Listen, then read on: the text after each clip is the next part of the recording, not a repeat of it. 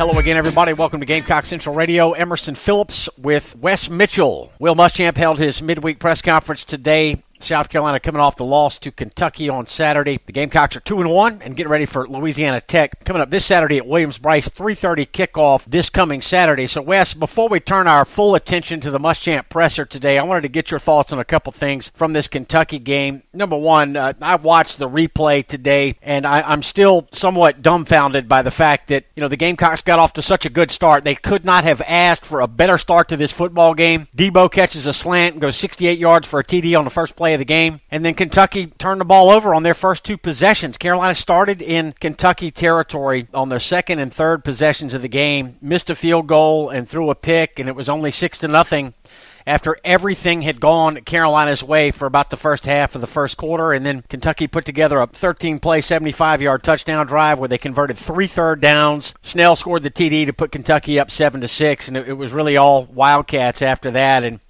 Wes, third down's a real problem for the Gamecocks. Kentucky was 6 of 8 on third down in the first half, and they finished 9 of 16. The Gamecocks just 3 of 12 on third down and 1 of 3 on fourth down. So a lot of opportunity here for South Carolina Saturday night, Wes. Fans are frustrated this week, and that's continued into the early part of the week. Yeah, I think opportunity is the word. It was a missed opportunity for not only the team but this program. It was a chance to start 3-0. Have a great shot at 4-0 this week, and I think that's why everybody's so frustrated. It seemed like everybody sort of pushed all their chips into the pile on this game. It was probably one of the best pregame and early game atmospheres I've ever seen for a South Carolina-Kentucky matchup. I mean, the buzz around the stadium was incredible, and just a missed opportunity for South Carolina, and that this entire fan base sort of pushed all their chips in on this game. The atmosphere was outstanding. The fans were there. They were all pumped up. It felt like one of those games that you remember during sort of the height of the spring. There's a big opponent in town. Maybe it was a top 25 matchup. Huge game for South Carolina. And it felt like that because everybody knew what this opportunity meant. And, just missed out on it. Now, I think even, these days with every game being on TV and, across the country, even a lot of big games, you'll see the corners of stadiums, will not quite be full, even for big games. And, that stadium was jam-packed. Everybody was just there believing and thinking they were about to see something. Then it all came crashing down for them. So, Wes, not only were the problems on the field for the Gamecocks, game day problems at Williams-Brice that I think frustrated a lot of fans, including 4 trains that ran outside of the stadium in the run-up to kickoff that bogged down traffic. I heard on the radio yesterday that folks waited 45 minutes to move like 3 blocks on Rosewood Drive, coming into the stadium. For a 7:30 kickoff, West, generally there's a pretty steady stream of traffic, and you don't generally have to get stuck in traffic for very long, but apparently that was not the case on Saturday. Plumbing problems in the bathroom, a water pressure issue that Ray Tanner addressed in a letter to the fans already this week, and, long waits at concession lines. The new pyrotechnics didn't fire off as planned for the 2001 stadium entrance, and apparently some of the fans were not happy with the new DJ. Apparently the music was a little loud for some people's taste. So, Wes, did anything go right on Saturday? For me, the first sign that we might have had this whole thing wrong was when Missouri just got smashed by Purdue early in the day, because that got my mind turning. I said we were very impressed with that business-like win at Missouri. So the Missouri game was sort of the first sign for me. And then, when the pyrotechnics didn't go off as planned, Emerson, not that any of that stuff matters on the field, but it was kind of it was like a bad omen. And then you start to look at sort of the fact, to me, I thought Muschamp did sort of have it right. When you win, people aren't near as upset about all that. It's kind of a griping matter, but it's not a true, something that really makes people mad. And I think just the fact of they thought that it was a possibility for a very special night. It didn't end up happening. And then you have just an opportunity down the drain, and everyone's a little bit upset about everything at that point. So, I thought Ray Tanner addressing the fans was a good idea, but I think some of what hurts them, man, is a lot of that build-up to the game atmosphere and putting out the release about the new entrance. And maybe some of that stuff, there's always going to be kinks game one. I think we all know that. But the fact that it was all sort of picked up leading in creates some expectations that obviously they weren't matched. Right. Gimmicks don't win football games. You can read about that with Scott Davis this week on GamecockCentral.com. I appreciate you letting me vent here, Wes. I made the mistake of watching the replay today before the Will Muschamp press conference, and I just could not believe the first half of that first quarter. Carolina could not cash the check. Wes, Kentucky wrote the Gamecocks a check, slid it across the table, and the Gamecocks pushed it back across the table to Kentucky and said, we don't want it. So we'll close the book on this. South Carolina's 2-1, and we'll turn our attention now to today's press conference and Louisiana Tech coming up 3:30 kickoff Saturday at Williams-Brice. Muschamp with a brief press conference today, only about 18 minutes. And he touched on a couple things at the outset, Wes. He talked about Deebo Samuel, said surgery went well. They don't have a timetable for his return, or nobody knows at this point if Deebo will be able to return this year. That's obviously a hot topic this week. Zack Bailey is out this week. He's wearing a cast. It's expected to come off on Thursday, but he will not play against Louisiana Tech. And Muschamp also said that Parker White will kick field goals this weekend. That we already knew. South Carolina missed 3 field goals against Kentucky on Saturday. And for kickoff return with Deebo Samuel out, Muschamp said that Rashad Fenton will slide in there, and A.J. Turner will remain the off kickoff returner as well. Yeah, and obviously, I don't want to speculate too much on how long Zack Bailey might be out, but I will say this, just covering this stuff for a long, long time now, high ankle sprain is a phrase that nobody ever wants to hear. These student athletes, that tends to be something that can linger. Obviously we don't know how bad Zack Bailey's is, and certainly you hope for him that it's not too bad, but that's a scary phrase right there. And obviously you have 2 guys there, and Bailey and Deebo Samuel, who were sort of 2 of South Carolina's few actual preseason all SEC type guys. So obviously both those guys are a big loss. You look at Deebo Samuel. I had wondered what direction they might go on kickoff return. I think Rashad Fenton makes a lot of sense. He does have a kickoff return touchdown in his career at LSU when he was a younger guy, and I guess he would have been a freshman that year. And but then I think offensively, as far as Deebo Samuel goes, you look at the receivers, and I don't think it's necessarily – they use Deebo Samuel in so many different ways that I think you probably look where a number of these receivers, Emerson, are going to have to step up and sort of by committee do some of the things that Deebo did. But I personally sort of circle. Obviously, Brian Edwards is going to get more targets his way, and I think he's already been solid this year. Maybe even a little bit quietly solid. I don't think it's been quite as noticed what he's done, but I look at Trey Smith, Randricus Davis, as far as that's kind of from a playing time perspective. I think that's sort of the next man up as one of those 2 guys. But from a production standpoint, you also look at them, Brian Edwards, maybe more passes to Shi Smith, and then I think maybe you look at Casey Crosby. He hasn't been talked about much this year, but he's proven to be a pretty reliable threat in the passing game.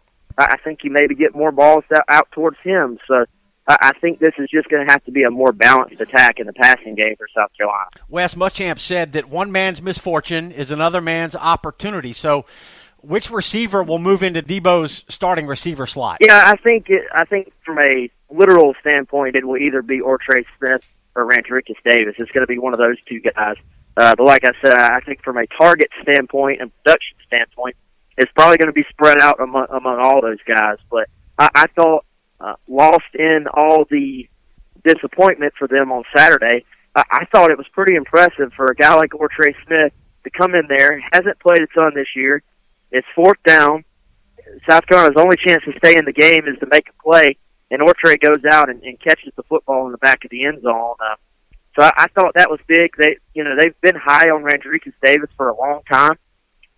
If you would have asked the South Carolina coaching staff at the end of last year who they thought their starters were going to be, Randricus Davis would have been one of the 3 names they would have mentioned. So this is a guy they've always sort of seen as a starter, and I think when he talks about those opportunities, Randricus Davis and Trey Smith are the 2 guys that really stick out to me. Plus like I said, I think Casey Crosby probably becomes a bigger part of the offense as well. All these receivers are going to have to step up. Maybe your Trey Smith will be the first man in line to take over for Deebo, but surely Drake Davis, Shi Smith, more opportunities coming for them. Maybe Casey Crosby as well. I think it'd be nice to get him involved. And Hayden Hurst is going to be leaned on a little bit more moving forward, you would have to believe. Gamecock Central Radio, Emerson Phillips with Wes Mitchell. You can download our free Gamecock Central Radio phone app on the App Store and on Google Play. It allows you to listen to our podcast on your cell phone or mobile device. Subscribe to our podcast. Search for Gamecock Central Radio on iTunes, SoundCloud, and other popular services, or visit radio.GamecockCentral.com. And call the Gamecock Central hotline and leave your questions for Wes Mitchell and Chris Clark to answer on our upcoming Game Day podcast. You got a question about Louisiana Tech or about the Gamecock football team? Call the GC hotline, 803-497-9058. Wes and Chris will answer your questions, 803-497-9058. So, Wes, we look forward to Louisiana Tech now, and if you would have asked me at the start of the season what the one sleeper game or the trap game of the year would be, I would have said Louisiana Tech, because this is a ball club that won 9 games a year ago. They beat Navy in their bowl game. They were one of the most prolific offenses in the history of college football a year ago, and their head coach is Skip Holtz, a former Gamecock assistant who makes his return to Williams-Brice on Saturday, and I would think this game means a lot to Skip, and he will convey that to this Louisiana Tech team coming up on Saturday. Yeah, I think this is going to be a tough matchup for South Carolina. I can already tell you from a fan base perspective, there's probably going to be a bit of a hangover. It's not going to be the crowd that it was this past week, so that's going to hurt as, you know, a middle of the day game as opposed to a night game. This team has to find a way to refocus. I think that's something that Muschamp mentioned in the press conference as well, but it's true. It's not just coach speak. They've got to refocus, sort of get all those visions of 3-0 and 4-0 out of their head and go play ball, because if they don't execute against this team, Louisiana Tech will beat them. They have some good players. You don't put up those numbers without good players. So we obviously all know they're going to have a good scheme of things, especially on offense. They've got a running quarterback who can make things happen with his legs, or a capable of running quarterback, I should say. From what Taylor Stallworth was saying today, he's one of those guys that will keep his eyes downfield and use his legs to create plays in the passing game. So, you know, it's a tough matchup for South Carolina. Obviously, they'll be favored, but I still could see this be a fourth quarter game for the Gamecocks. Yeah, the game opened as a 10.5-point line. Carolina favored by 10.5. It has since dropped to 8.5. Wes, I'm telling you right now, Skip Holtz is telling his team that the Gamecocks are licking their wounds right now. He understands how important the Kentucky game was, and I think he sees an opportunity for Louisiana Tech. I think the Gamecocks have really got to embrace the challenge this week of getting the emotion level back up. It's hard to do coming off a deflating loss like the one to Kentucky on Saturday, so a real challenge for South Carolina to come and play sharper, play better, and try to get the season back on track. The Gamecocks' goals are all still out in front of them. A one loss to Kentucky will not wreck the Gamecocks' season, but they've got to regroup quickly, and it's going to be tough to do with no Deebo Samuel, no Zack Bailey. Yeah, I think it's a little bit of a gut check for this team, which, you know, if they answer that, it's not necessarily a bad thing from that standpoint. But, you know, the season is still so young. This is now, obviously, as the next game is now the biggest game of the year, because if they win, they're all of a sudden they're at 3-1. You know, they were still underdogs in 2 of the first 3 games, and they're sitting at 2-1. So, big picture, I think they probably feel like Kentucky stole one from them. Big picture, they're going to have several opportunities down the road to steal one from a team that'll be favored over them. So, you know, they've just got to focus, get through this game, find a way to win 3-1, and then go on the road to A&M, which is going to be tough in that environment, but it's a winnable game. And, you know, from a South Carolina perspective, if they steal one from A&M, then they're right back on track. So I think that the team has to avoid some of the mindset of the fan base right now, in that the season is not remotely over. What were we saying 3 games into the season last year? There was still so much that played out in front of us from this point on last season. So who knows what the story of this season will be for the Gamecocks. Wes Muschamp was asked about the running back situation. You know, maybe the most asked question surrounding Gamecock football since the end of the Kentucky game is, why didn't Tyson Williams get a single carry? But Muschamp, I thought, did a pretty good job of addressing that. It certainly was not by design. Only 13 rushes for Gamecock running backs in this game on Saturday. And as we look at the snap count, Muschamp went over this in the presser today. Rico Dowdle was on the field 27 plays. Tyson Williams was on the field 21 plays. And A.J. Turner was out there for 11. So Turner got 5 carries and 11 snaps. Tyson Williams was on the field 21 plays, and he didn't get a single carry, Wes. They ran some options that Bentley checked to passing plays, and Williams never got the football. That's just kind of the way it worked out this weekend. Yeah, it is kind of the way it happened. I think that, like you said, Muschamp did a good job of explaining that. I think moving forward, they're going to have to make it more, and I think Muschamp hinted at it, they're going to have to make a more concerted effort to make sure he's getting carries. But I think, for South Carolina, they were down in the football game. The running game, you look at the first little bit of the game, they had several 3-and-outs in a row following, obviously, the big play to Deebo. Several 3-and-outs in a row where they were trying, you could tell they were trying to establish the run. And it just was not clicking. And then they were down in the football game, and I think at times they felt like they had to throw.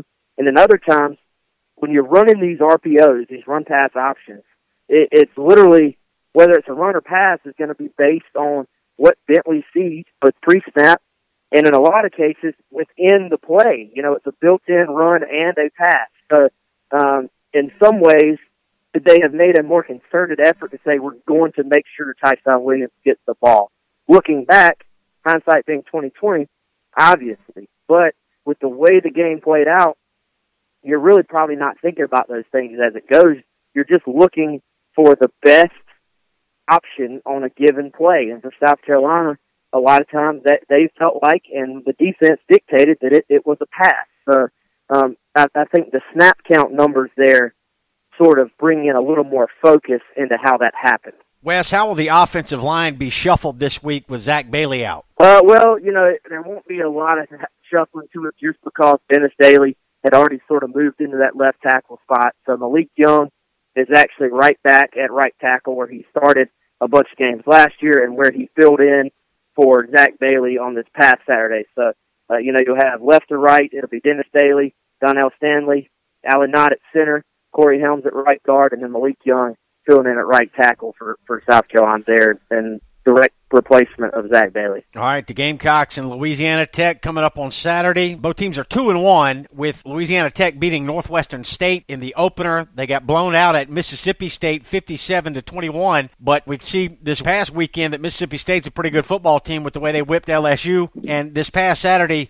Louisiana Tech won at Western Kentucky. That's been a big opponent for them and a rivalry game for Louisiana Tech in recent years, and they won that game on a last-second field goal road win for Louisiana Tech. So I think they're coming in confident that they can find a way to upset South Carolina. It's going to be a real test Saturday at 3:30. Yeah, I don't know that many Gamecock fans are excited about this ball game. Certainly no one had this one circled prior to the start of the year, and that really has not changed. The loss to Kentucky has not helped increase anyone's enthusiasm for this ball game. So the Gamecocks will have to be on point, Wes. Yeah, and they're going to have to get excited, man. And this is an opportunity, maybe for a bigger game. You don't take your whole family out to the game because the tickets are a little more expensive, a little bit harder to get. This is a game where, hey, you can probably take all the kids and, maybe take your buddy you haven't seen in a while. If you're South Carolina, sort of take advantage of a little bit cheaper ticket because this team is going to need the fans in the stadium. Everybody likes to complain, but, in this case, fans can actually do their part by filling that stadium up and creating a true road atmosphere, because it's not like Louisiana Tech is going to see atmospheres like that every single week, so they can truly affect this game. And, you mentioned Louisiana Tech hitting a field goal to win the game, and it just sort of triggered in my mind again to mention if South Carolina is going to have the season that they want to and need to have to make progress, the kicking game just absolutely has to get better. There's really no way around that because, what have we talked about all off season is that there are multiple games. Pretty much this entire schedule is a game of South Carolina could win this game or South Carolina could lose this game. They're going to have so many games in the balance in the fourth quarter. And how many of those games do we see come down to a kicker just in general in college football? So, Parker White gets his chance this week. body language-wise, Parker White, trying not to read into it, Parker White just looks a little more comfortable, a little more calm out there to me. We'll see if that can sort of play out when he's getting to attempt some more makeable field goals as opposed to those longer field goals, and sort of see how that happens. But that's to me, that's as big of a question or concern for this team as any. They've got to fix the kicking game. Yeah, the place kicking game was a train wreck Saturday against Kentucky. 3 missed field goals and a missed extra point. So it'll be Parker White out of Wando High School handling the place kicking duties for the Gamecocks Saturday. 3:30 start, Wes. With that early kick time, you figure the crowd won't be probably quite as well lubricated as they were this past Saturday for Kentucky. So you're right. It'll be a good day to bring the family. Yeah, bring the fam out. It'll be a little bit different atmosphere, but it's still very, very, I mean, like I said, this is the most important game of the season, because if they win this game, then they can sort of just start to move on. If they lose this game, then, I mean, it's ugly really fast. Right, and I venture to say we won't have plumbing problems in the restrooms or long waits at the concession lines this week. So, all right, Wes, appreciate your time today reviewing the Will Muschamp press conference, and we'll turn our attention to Louisiana Tech with plenty more coverage coming this week on Gamecock Central. Thanks, Wes. Thanks, man. Appreciate it. That's Wes Mitchell. I'm Emerson Phillips, and this is Gamecock Central Radio. Call the GC hotline this week. Get your questions in. We'll play a recording of your voice on Saturday's Game Day podcast with the Gamecocks hosting Louisiana Tech. Thanks for joining us.